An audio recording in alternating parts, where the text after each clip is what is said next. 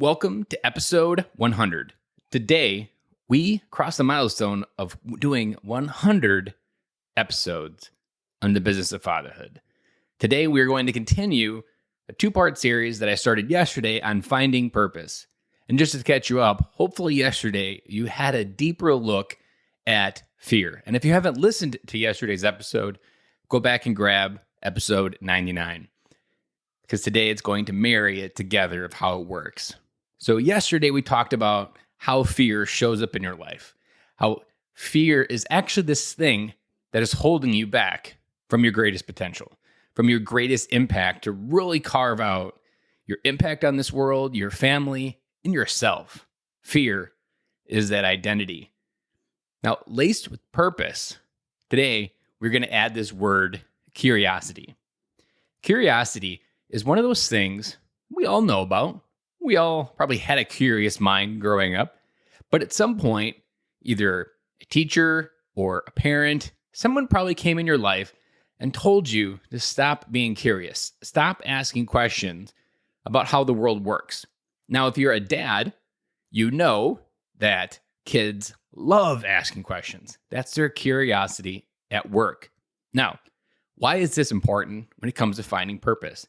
Because your curiosity is one of those things that's illuminating where your mind naturally wants to go. If there is something that your kids are always asking you questions about, that's them exploring this area that they don't yet know how to understand or articulate, but they know on a deep way on the inside that they want to go towards this, so they keep asking questions about it.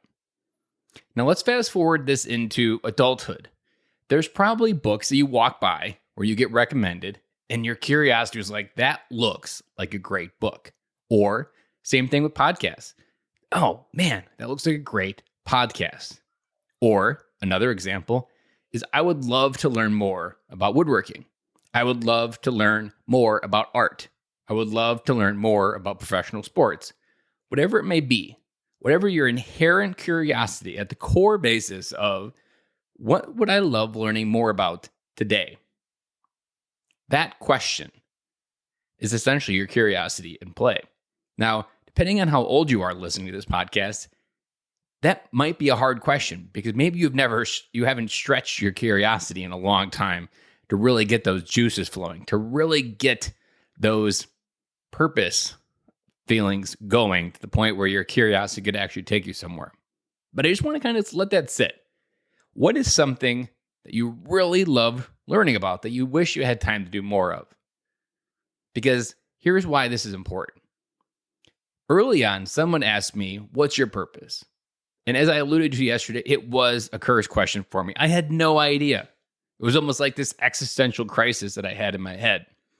And then I was listening to a podcast by my good friend Andy Storch, who was interviewing Dan Miller. And Dan Miller is the author of 48 Days to the Work You Love. And he dropped this golden piece of wisdom that then got married in my life and had a baby.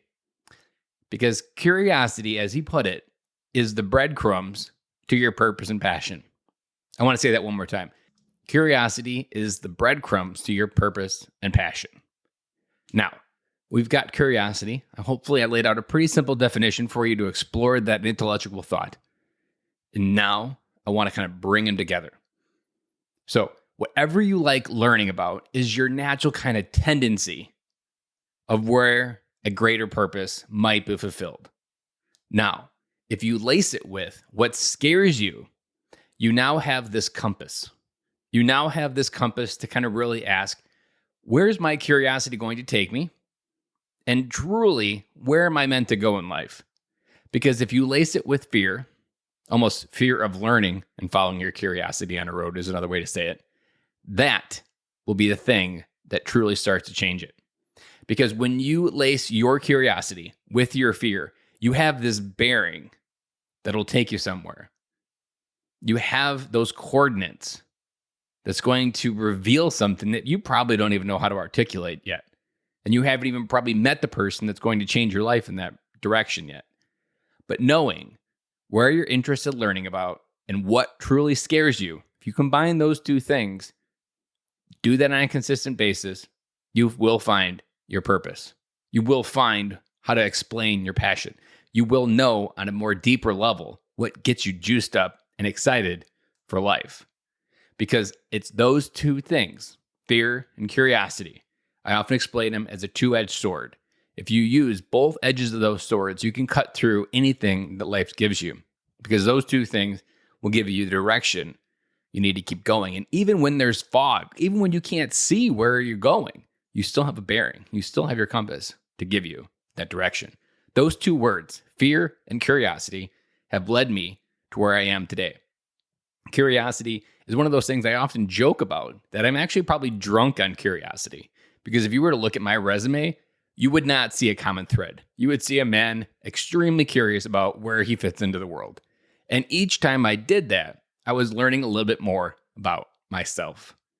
And while it may not be a thread there, it definitely was something that I was following. I just didn't know to call it curiosity, but that's exactly what I did.